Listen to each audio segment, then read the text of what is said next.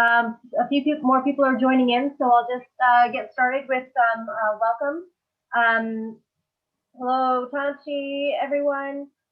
We're happy to have you here with Dalnavert Museum. Still safe at home. We're gathering here together virtually, which is a gift for all of us to be together in this way.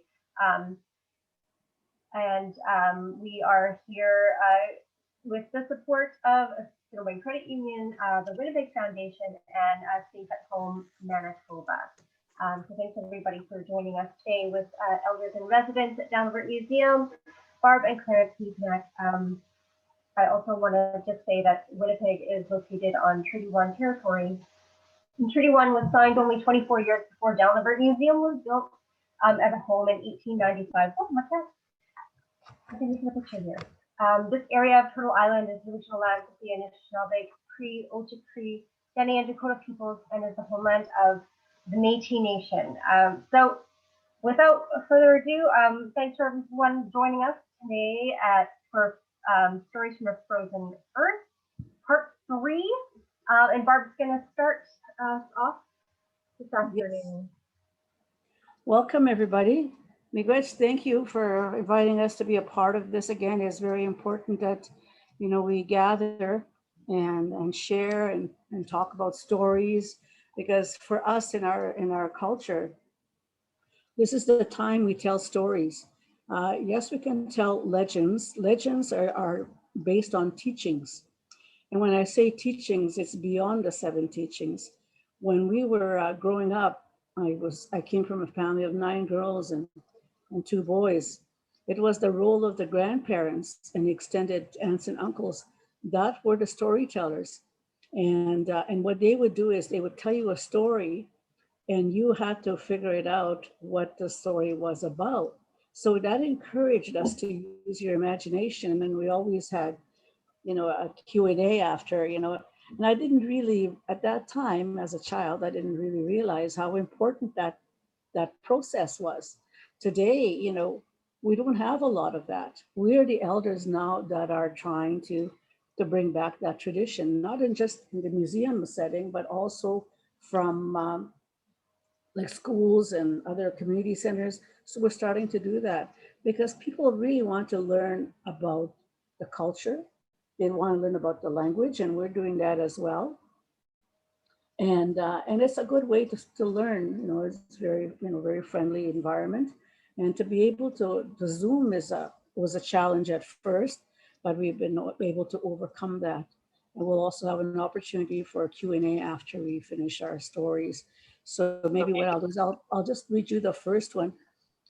And it was written by the late Daphne Ojig, who was from Manitoba. And she had taken these legends as she heard them, and then she wrote them out. And a lot of times, yeah, she may have been Cree and I'm Ojibwe, but we have commonalities and common stories. They all say the same thing. The message is the same. So I'm going to read you this thing called Nanabush and Mondami. Mondami is corn, and Nanabush stories are told when the ground is frozen, and that's a right time to tell those stories. You can't really, to disrespect the environment or the animals. You can't talk about them in the summertime. You can do other teachings as well, but you can't talk about Nanabush. So that's the teaching on that. So I'll read you that first one, Nanabush and Mondami. One day, many, many years ago, Nanabush, the spirit, was told by his grandmother, Nokomis, I am growing very old, my grandson, but before I die, you will do something wonderful for your people. Nanabush became very excited. What will I do? Asked Nanabush. I cannot tell you very much about it, replied Nokomis, but very shortly you will meet a big warrior and he will tell you what you must do. How will I know this warrior when I meet him? Nanabush asked. You will know him, answered Nokomis. He will be dressed in green, and you must do what he tells you to do. If you do everything that he does, many wonderful rewards will come to the Indian people forever and ever. Nanabush became terribly excited and kept asking his grandmother to tell him everything. But old Nokomis simply said, I cannot tell you any more than that, Nanabush. Take your canoe and cross over the big lake. But Nokomis asked Nanabush, what shall I do when I get across the lake? But Nokomis asked Nanabush, I have to prepare. What should I do? Just as I told you, my grandson, said Nokomis, I can tell you no more. Now Nanabush loved old Nokomis more than anything else in the world, and he knew he must obey her. He rushed down to the river, jumped into his canoe, and started paddling across the big lake. All the way across the lake, he kept wondering, what is going to happen to me on the other side of this lake that will be good for my people? Where's the picture page? After many hours of traveling, Nanabush paddled his canoe up close to shore and sat down. Suddenly he saw something. He just couldn't believe his eyes. About a half a mile downshore, one of the biggest warriors he had ever seen in his life was slowly walking toward him. Nanabush started to tremble with excitement. The warrior was dressed in garments of green and yellow. On his head was a tuft of nodding green plumes. The green and yellow warrior slowly walked up to Nanabush and said, my name is Mondami. I have been sent to you, Nanabush, by the Great Spirit, who knows that you wish to do good for your people. I am very happy to meet you, said Nanabush. My old Nokomis told me that I was to meet one like you. You are to tell me what I should do and what I will do. It will not be easy, answered Mondami. You must wrestle with me, for only by defeating me will you be able to learn the secret that will help your people. But why should I fight with you? Asked Nanabush. It is not a question for you it is not for you to question, answered Mondami. The Great Spirit has given those instructions. You must simply decide to obey or disobey. Suddenly, Nanabush felt courage grew in his heart. He decided to defeat the warrior or die trying. Nanabush jumped at the warrior's knees, knocked him down. A great battle followed. Nanabush started to grow weak, and the warrior, seeing this, said, this is enough for today, Nanabush. Tomorrow I will return and we will wrestle again. With those words, Daman quickly strode down the beach, around the bend, and out of sight. The following morning, the warrior returned, and again Nanabush wrestled with him. The earth shook from the battle. Finally, Nanabush could not fight no longer. The warrior spoke up again. Nanabush, you have done your best for today. I will go away and shall return tomorrow, and we will fight for the third and last time. The next day, Nanabush returned as he had promised.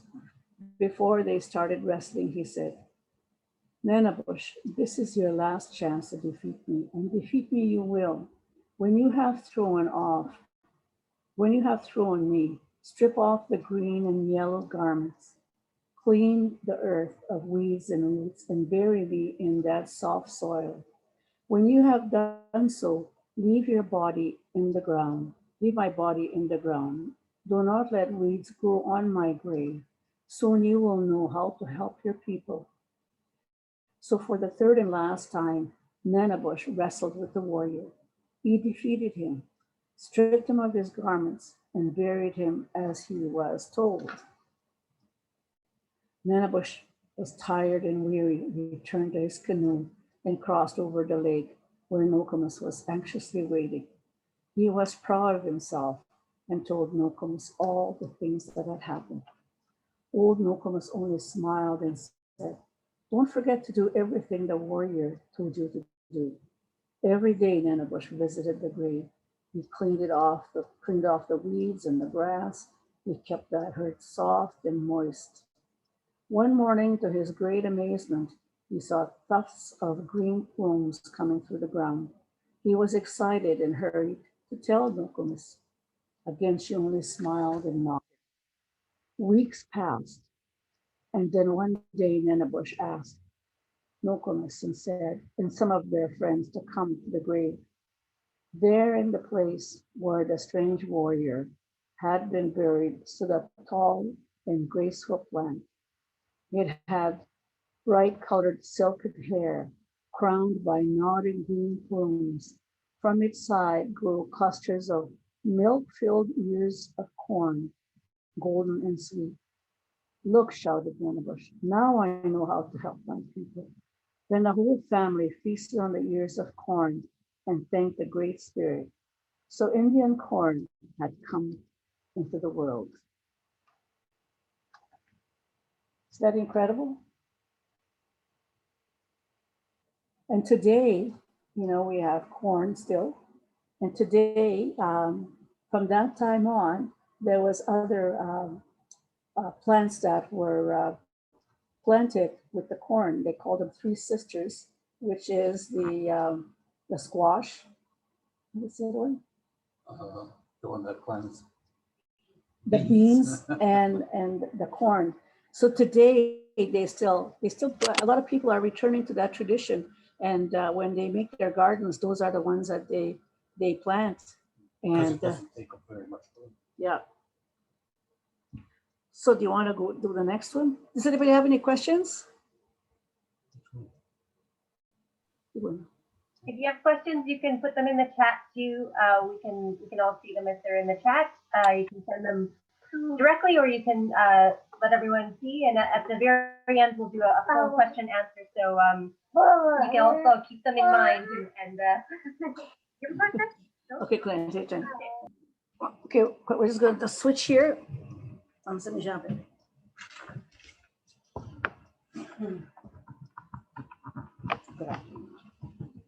Good afternoon. How are you? Okay. Now this one is these books were written by Daphne Ojen. She owned a store here in Winnipeg for a number of years, and then sold it, and then moved to BC. So. Nanabush the spirit sat on a log by the beach. It was a beautiful fall morning. The sun shone brightly. The autumn colors were gay. But they reminded Nanabush only of food. Nanabush's stomach started to growl. Food. Give me food. The more Nanabush thought about food, the hungrier he got. Can't stand it any longer, he said to himself. I simply must find something to eat.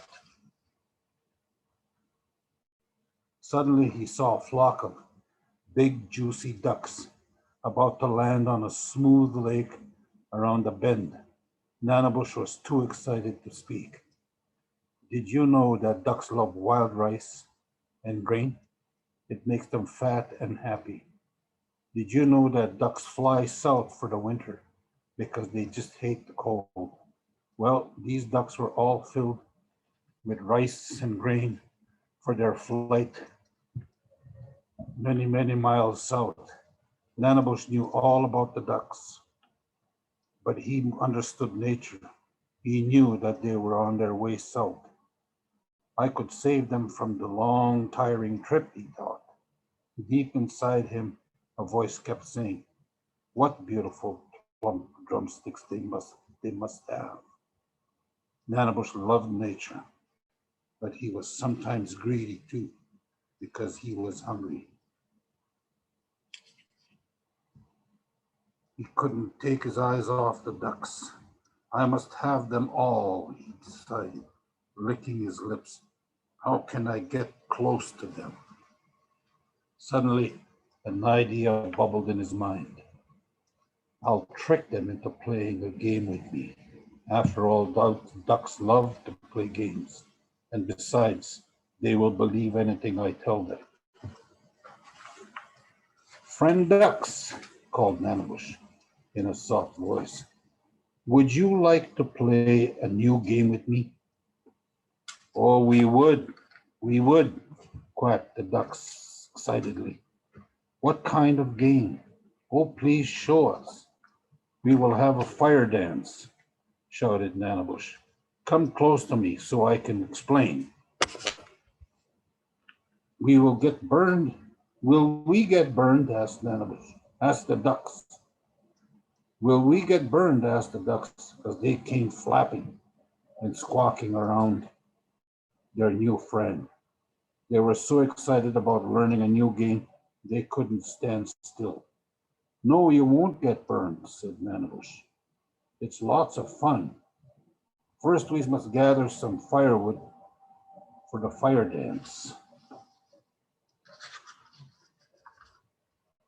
The ducks quickly helped Nanabush gather the wood.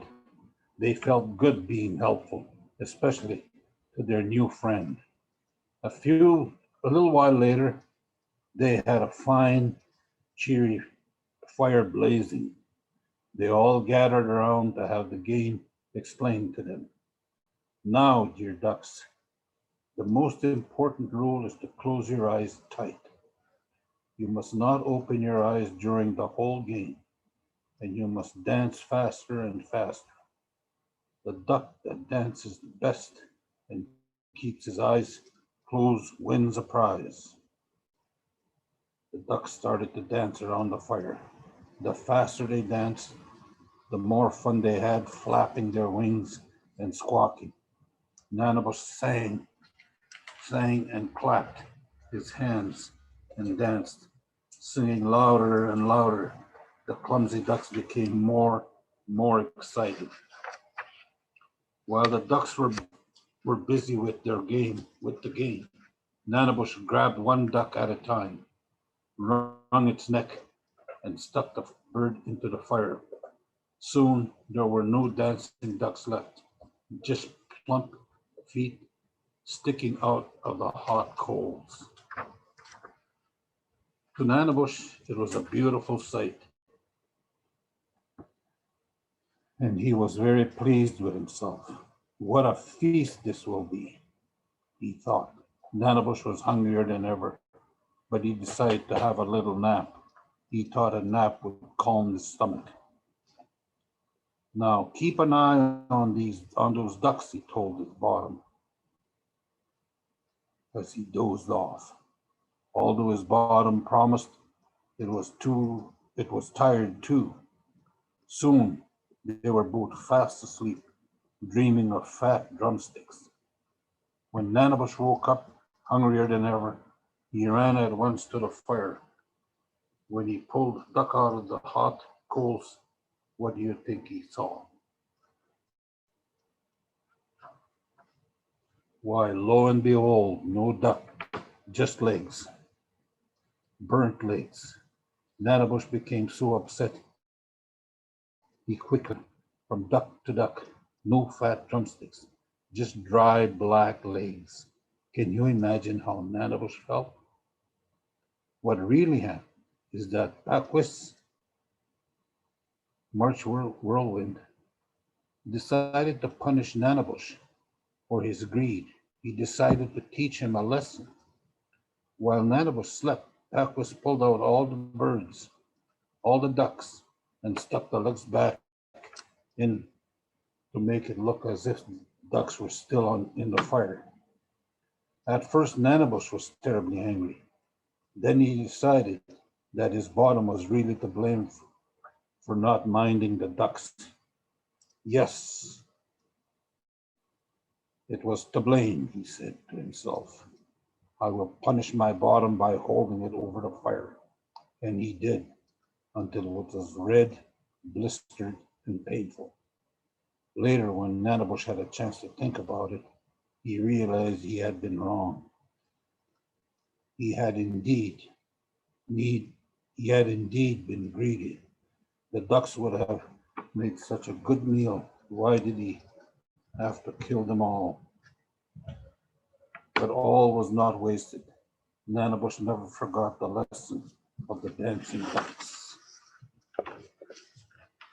And my grandmother used to talk about those And she used to say, if we're out in the bush somewhere and you saw poplars, it's white poplars, right? Yeah. You saw poplars and you saw those black deposits on the branches, you know, right on it. And my grandmother would say, Nanabush Nanabush walk by here, she used to say.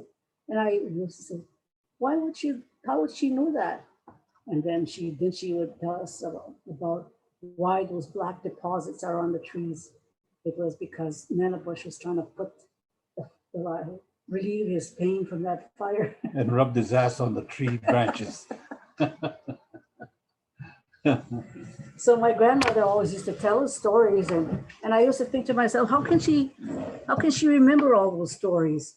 But you know, you remember those stories because there are different teachings in them, and the teaching is different from this one as compared to that Mondami story, and so that's how we're able to maintain those teachings. You listen to that story about Mondami, you listen to that story about the dancing ducks. There's different messages on there. So maybe what I'll do is I'll read a story on the spirit of thunder. Do you want me to read or do you want me to read? Go ahead. Okay. Me, Michelle. When we tell these stories in our language, they're much longer because we describe a lot of things. We describe the environment, and of course, when we do it in the Ojibwe languages, it sounds different, of course, but it's also more emphasis on those teachings. So Who's the baby? So this is. That's my daughter, Phoebe. So this is Nanabush and the Spirit of Thunder. Many years ago in Nanabush, the spirit was walking through the forest. It had been raining for a few days and the thunder boomed. Nanabush noticed that the animals and birds all seemed to be frightened. The animals were running back and forth, bumping into each other, and the birds were flying in circles. Why are you so frightened? Asked Nanabush. But the animals were so busy running around, he didn't even notice him. Suddenly the rabbit came hopping by. Nanabush reached out and grabbed him by his long ears. Why are all the animals afraid? Asked Nanabush. The rabbit trembled and tried to escape, but Nanabush held him tight. He knew the rabbit would tell him the truth because he himself had split the rabbit's lip for telling a lie. The terrified rabbit finally said, "The great spirit of thunder is very unhappy with us and is making so much noise that we are all frightened." Nanabush thanked the rabbit, letting him go free. He decided to send one of his warriors to Thunder to find out why he was so angry. He called together all his bravest warriors and asked, "Which one of you will make the long journey to see Thunder to find out why he is unhappy with the people of the forest?" The warriors all replied, "Our crops are being drenched with rain, so Thunder must be angry with us. We don't want to go." Because no one wanted to go, Nanabush decided to make the trip to Thunder's home. It was a long journey, so Nanabush stopped the wind. "Friend Wind, it is very important that I see Thunder as soon as possible. Can you take me there?" "Of course I will," friend Nanabush replied the wind. He quickly swept Nanabush off his feet. Up flew Nanabush. As wind became stronger, Nanabush flew faster and faster towards the home of Thunder. As he approached Thunder's home, the noise became so loud that even Nanabush wondered he would have the courage to meet him face to face. "I will take you no further," Nanabush said. "We are now close to Thunder's home, and I do not dare go too close to where he lives." "Thank you, friend Wind, for the fast ride," said Nanabush, and he started out on his own. Soon Nanabush had to swim, for everything was flooded for miles around. After swimming across the flooded land, Nanabush began to climb the top of the mountain. where Thunder lived. The noise was deafening. Crash, boom, bang. But Nanabush kept going as fast as he could, grabbing small trees for support as he climbed. Now Thunder was watching Nanabush climb his mountain home, and he was very angry. Who is that foolish brave who dares to invade my land? He muttered to himself. I will make more noise than I've ever made before. He will become so afraid that he will tumble back down the mountain and drown in the great floods I have created. Nanabush was frightened by the terrible noise, but he was determined not to show it. Stop your foolish noise, Thunder, Nanabush said. I have something important to talk with you about. Now Thunder admired bravery above all things. In a booming voice, he said, I am proud to meet such a brave man. Why are you here and what do you want? I want to know why you have been so angry, said Nanabush. Why are you making so much noise, frightening all the birds and the animals and ruining crops? I am not angry with the people or with the animals, replied Thunder, but I am very angry with Sun, who has been shining every day, even on days when we should not shine. Well, why don't you go and talk to Sun? Asked Nanabush.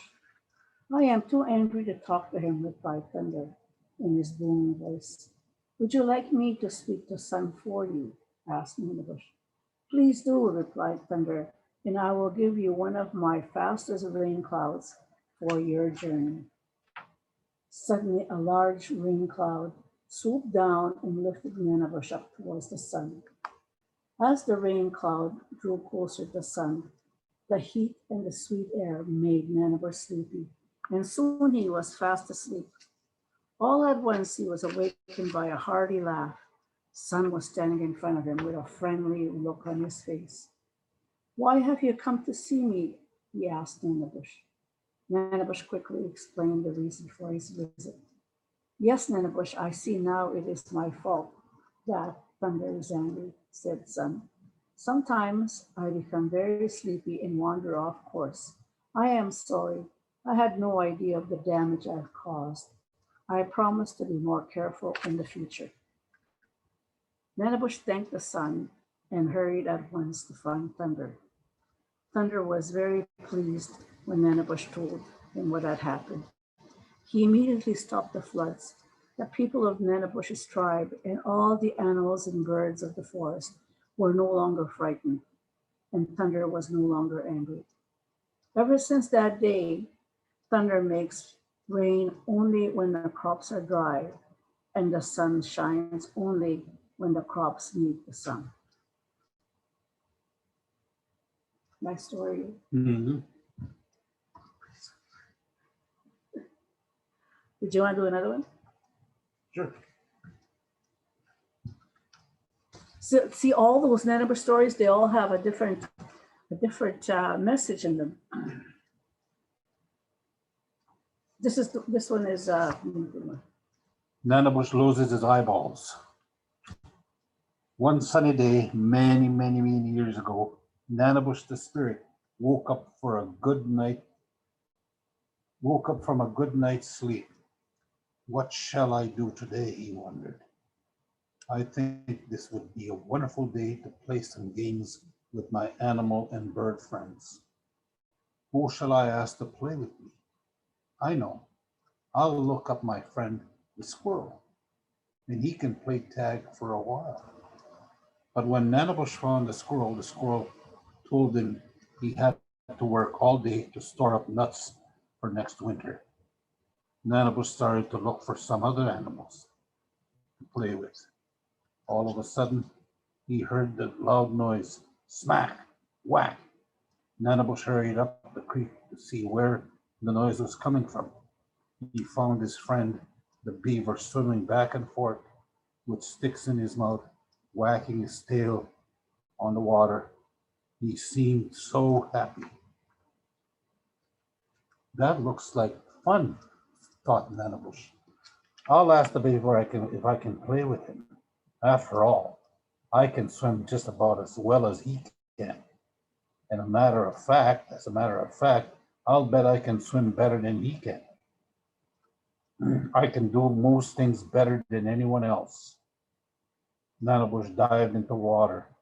I'll race you up the creek, friend Beaver, and I'll bet that I beat you, he boasted. Sorry, Nanabush, replied the beaver. I'm very busy at this time of year. I can't take time to play games with you. I have to finish building this dam. Oh, let's have some fun, said Nanabush. Who will always wait for you? Work will always wait for you. Sorry, Nanabush, replied the beaver. I must finish this dam. You may help me if you wish. Perhaps if you help me for the rest of the morning, I can spare a little time to play with you this afternoon. Nanabush laughed. You can't trick me into working today. If you think building a dam is such fun, you must go ahead and build your own dam. Today, I'm going to have fun. And he hurried back down the creek. Nanabush followed the creek to where it emptied into the lake. Suddenly, he was very excited. He saw some ducks walking along the lake, laughing and joking. They were tossing shiny things up in the air and catching them with a quack. That looks like fun, Nanabush said to himself. I must get closer and see what they are doing. What are these round, shiny things that you are throwing up in the air? Nanabush asked. The ducks excitedly. Our eyeballs, the ducks replied. That looks like fun, said Nanabush. May I play the game with you? We are sorry, replied the ducks, but you cannot play this game with us. Why not? Asked Nanabush. Because you never listen to the rules, said the ducks. Worse than that, you never obey the rules. And worst of all, you don't always keep your promises. We just can't trust you. Nanabush hated no for an answer. So he kept asking the ducks to let him play. I'll do anything you ask if you let me play with you, shouted Nanabush. Finally, the ducks gave in. They said he could play if he promised to obey the rules and stop the game when they told him to. It's very important in this game to stop throwing up your eyeballs at the right time, explained the ducks. Oh, stop worrying, said Nanabush. I'll stop when you tell me, I promise. So Nanabush joined in the game. For hours on end, he tossed his eyeballs. He tossed up his eyeballs, each time throwing them higher and higher and higher and higher. The ducks were also having fun tossing up their eyeballs, but they were a little bit worried about Nanabush. Stop, shouted the ducks. Don't throw your eyeballs anymore. The time has come to end the game. Don't be so frightened, said Nanabush. I'll throw mine up once more, higher than ever before. Up, up, up, up went Nanabush's eyeballs. Nanabush waited and waited for his eyeballs to come down again, but they never did. They simply vanished in the air. Suddenly, Nanabush realized that he was not going to get his eyeballs back. He was blind. He ran into the forest, crying. In his terror, he bumped into a birch tree, but the birch tree paid no attention to his cries. Serves you right, was all he muttered. But a spruce tree that was standing close by felt sorry for Nanabush. It said kindly, take some of my gum. You can make yourself new eyeballs out of it. Nanabush took some of the spruce gum To his delight, he found that the gum eyeballs worked very well. As soon as Nanabush could see again, he decided to punish the birch tree for being so cruel and selfish when he was blind. He gathered up some willow branches and lashed and whipped the birch tree. To this day, birch trees still bear the scar that Nanabush, in his anger, inflicted on them.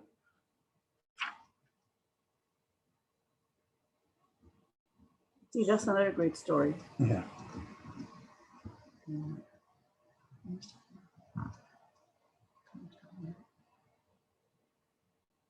So did everybody like that story?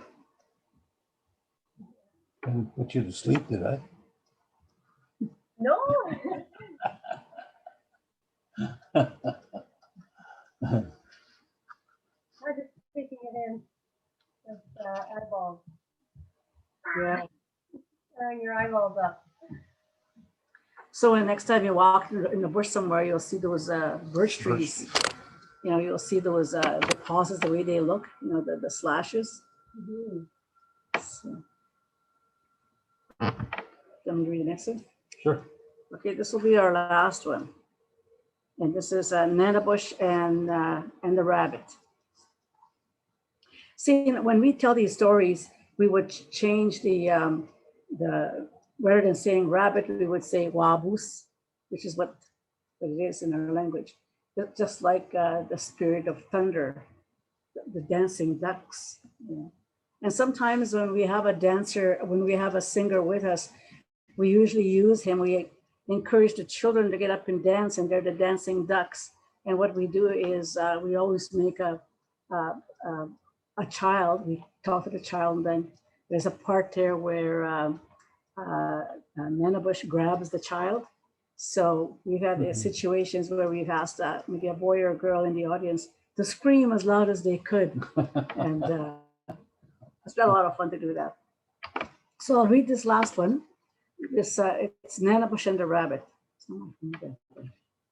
And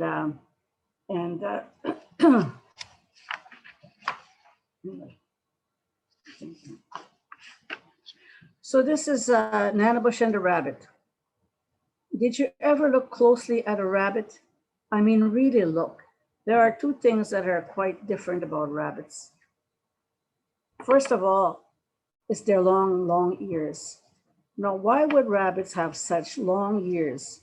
The other strange thing that makes them look so funny are their split lips. When rabbits are eating, you can see their split lip moving up and down and sideways. The faster they eat, the faster their lip moves. This story is going to tell you how and why rabbits got this way. It all happened many, many years ago. In those days, as well as today, the rabbit was timid and shy. But there was one rabbit who did not like being timid. He wanted above all things to be noticed. He wanted all the world to think he was brave and bold and important. One day he decided to make up a lie that would frighten all the other animals. Do you know that the sun and moon are never coming out again? He said to the first animal he met. The word quickly spread like a forest fire. The moon and the sun are never coming out again, the animals told each other. All will be dark forever and ever. The rabbit saw that all the animals were frightened and were running back and forth, storing up food while there was still light. He sneaked back into the thick bush and watched the animals. He found it so funny that he laughed and giggled until his sides hurt. I really have frightened all those animals, he boasted. The bear was eating as fast as he could to store the extra fat in his body before the sun and moon disappeared. The skunk was doing the same. The squirrels, the chipmunks, and the other animals were working terribly hard storing up nuts, leaves, and roots. Meanwhile, the rabbit laughed and laughed until tears came down from his eyes. He laughed until he could not even stand up any longer. He rolled on his back and kept on laughing. Then one day, Nanabush, the spirit, returned from a long trip. He saw that all the animals were terribly busy gathering food. Friend Fox, said Nanabush, what are you doing? I'm much too busy to talk with you, answered the fox. Friend Muskrat, what are you doing? He asked Nanabush. Talk to you later, said the muskrat, as he dived under the water with a great mouthful of food. Nanabush asked several other animals what they were doing, and they were so busy they only nodded. What is going on? Nanabush wondered. And then he stopped the bear and said, Friend Bear, you must tell me what's happening. Why are you so busy?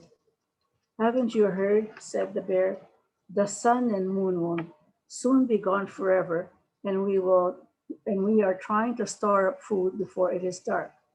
Who told you that? Asked Nanabush, very much annoyed.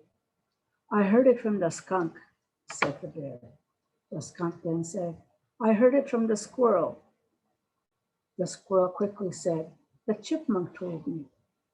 The porcupine told me, said the chipmunk. This went on and on until finally the last animal, the weasel, spoke up. Friend Rabbit was the first one to tell us that the sun and moon would not be coming out again. So that's it, said Nanabush. Nanabush was very worried that all the animals and the birds were believing this silly story. He quickly called a council meeting of all the great beasts of the forest, the birds of the air, and the insects.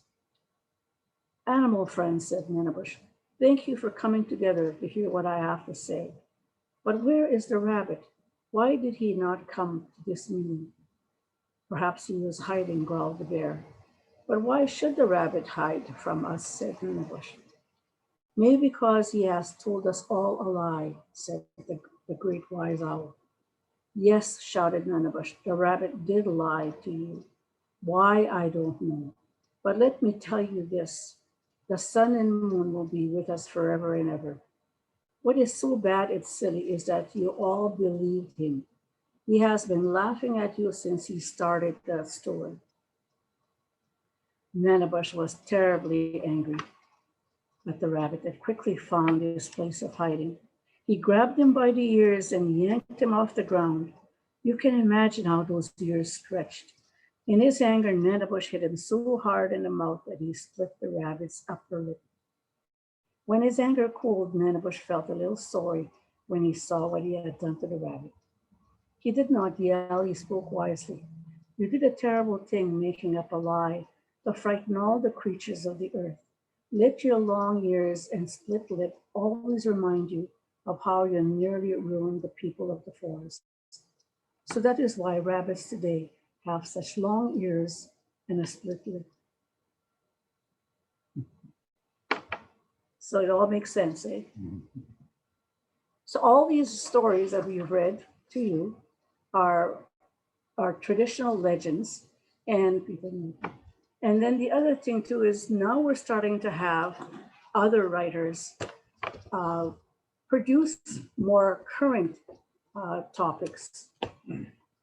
A friend of ours just recently published all these. There's a series of these things, and they have a message in them. Like for instance, this particular one written by Charlene Baird, "The Strength of His Hair."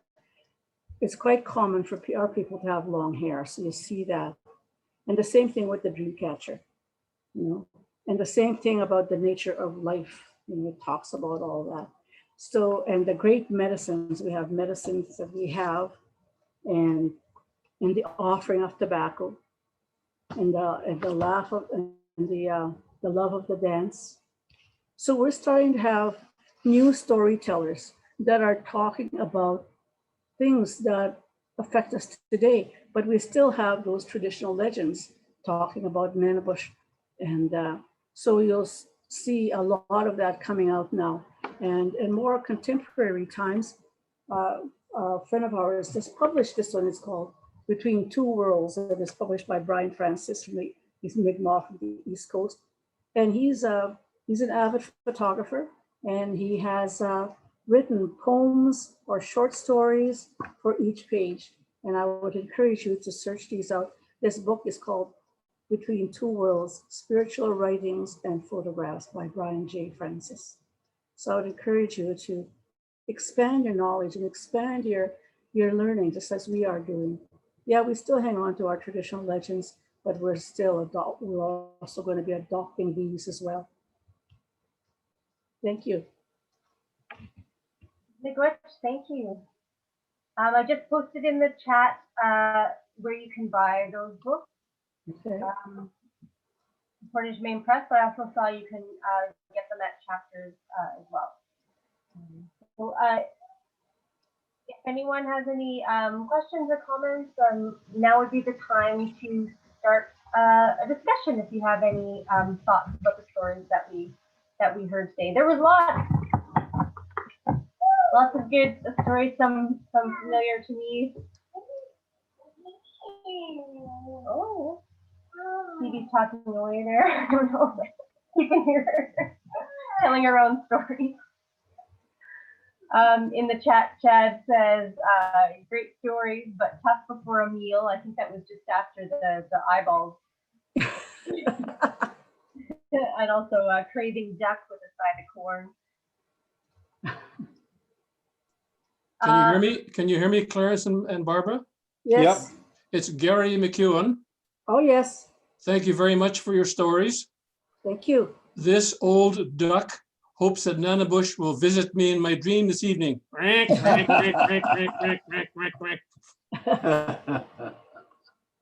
Thank you. You're welcome. Thank you for joining us. You're very welcome. Miigwech. Okay. I saw that you held up that Daphne O'Chig's book. I hope, Janet, that you. I mean, these are old. What year were they published? It doesn't even say here.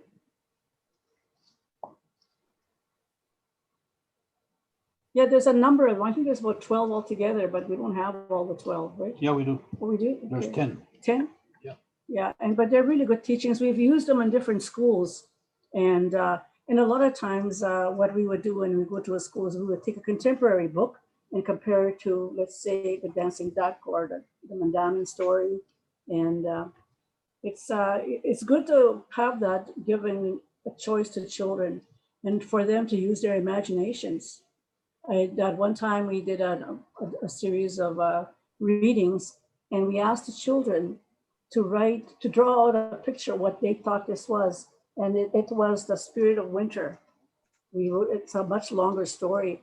And we've done that in our previous session.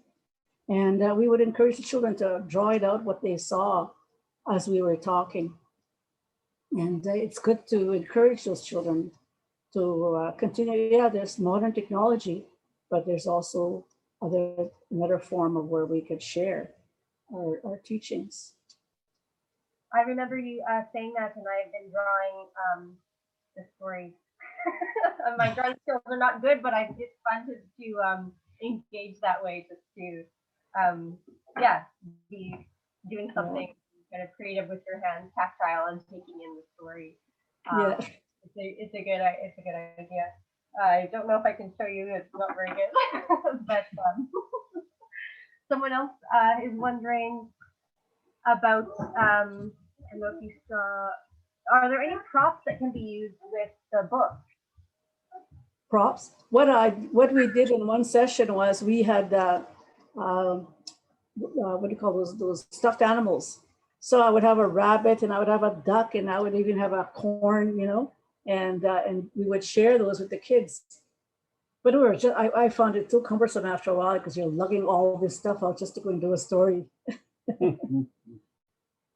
Yeah, but it was good to do that, especially with the rabbit, and the kids would all of a sudden when they saw that stuffed rabbit, then they said, wow, this makes sense, Mm-hmm. Anyone else with questions? You can also unmute yourself if you have something else to share that you want to share directly, or you can put it in the chat and I'll relay the message.